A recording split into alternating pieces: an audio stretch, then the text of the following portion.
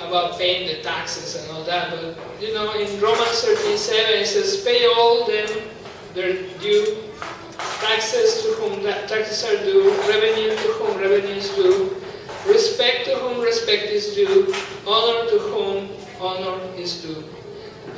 Unfortunately, many people that are in high places, once they start receiving all this honor and all this, like helping them and attention, unfortunately they start loving that, that attention, that honor, and that they start deviating from what they were supposed to do. A typical case that you can see, and it's not my assumption, but it's the assumption of some political experts. I think his name is Spector. He was running for Pennsylvania.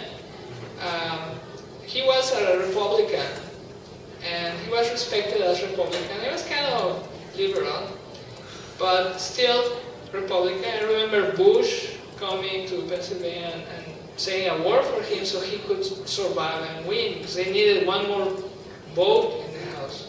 So they did all that trying to keep him. Well, in the middle of in the last couple of years, I think in the last year, he decided to switch to the Democrats.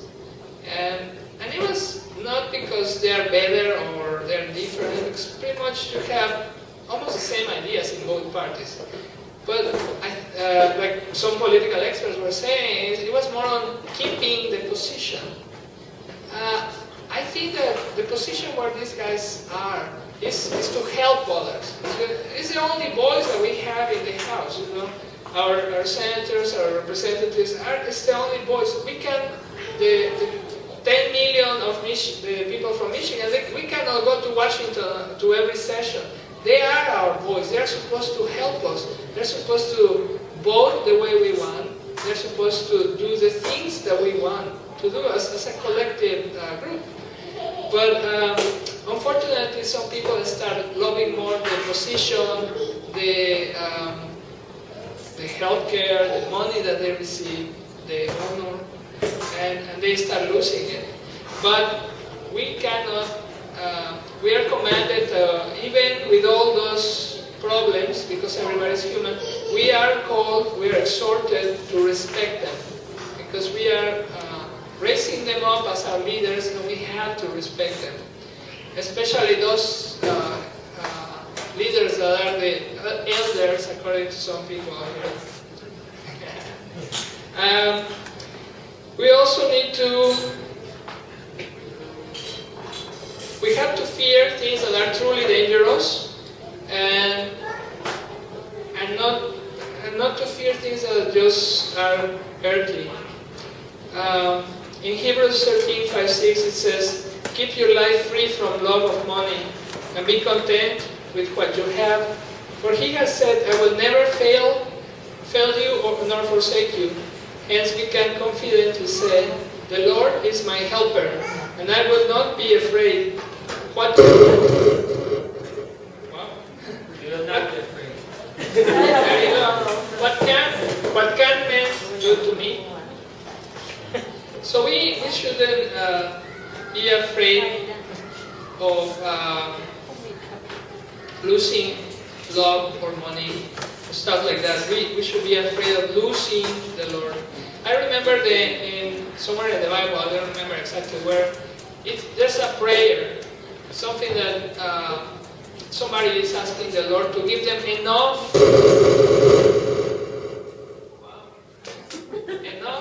so we can, enough so I don't need to steal, and not too much, so I lose being humble. I stop being humble. So it's just enough balance for everything. One thing what do you think about death? Do we need to fear death? Is that one thing that we are allowed to? We should not fear death if we belong to the Lord. That's what we have in Philippians 1:21. For to me, to live is Christ, and to die is gain. And then in Philippians 1:23, 3, it says, "My desire is to depart and be with Christ, for that is far better." I remember about 8 years ago, 8 or 9 years ago, I had to go to the hospital because of operation, surgery that I had in my hand. And at that certain point, I hope we have power surge. Oh, really? Okay, let's turn it off.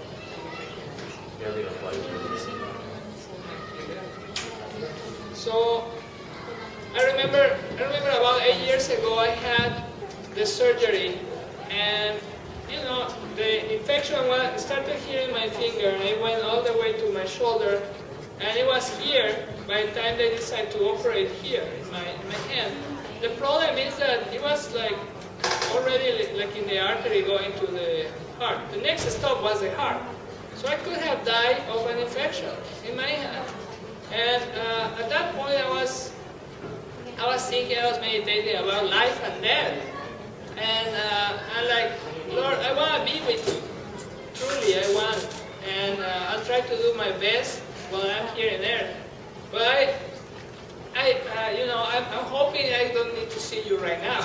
You know, I want to see my children. I want to see my children's children grow up. I want to spend time with them, with my wife, with my family. So. But it's something that is in the back. It should be one of our major desires, to be with our Lord, because He created us, and we shouldn't be completely happy until we go back home. So it's something that we need to always keep in mind.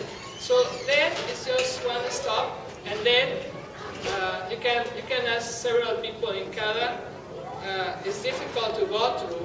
You know that they're in a good place, but it's hard. The loss is hard. The fact that you cannot see them, that you cannot listen to them, you cannot love them anymore, that's the hard part. But in general, we know they are in good place. So that's why we don't need to be afraid of them.